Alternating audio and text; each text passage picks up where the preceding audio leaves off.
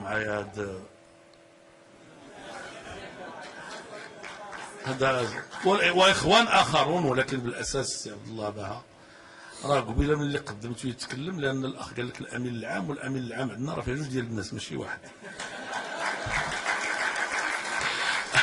وراه هادشي تنقول لكم راه حقيقه، ماشي جا عندي وزير الخارجيه ديال الهند وعندنا واحد الفوتو تنجلس فيه انا وياه، قلت لي شوف هذاك الوزير الاول السابق اللي كان هو السيد رجب هو اللي دارهم، كان عارفنا غنجيو بجوج ولا هذا بلاصه رئيس الحكومه دابا.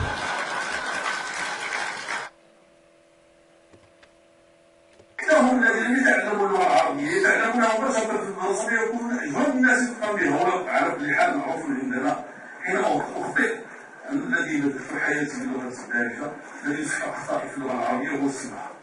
اعتمد اخطائي في هذا اليوم كثيرا. يقول لي السباعه تلاقينا تيقول لي راه ما تيقضي على الطماع غير الكذاب.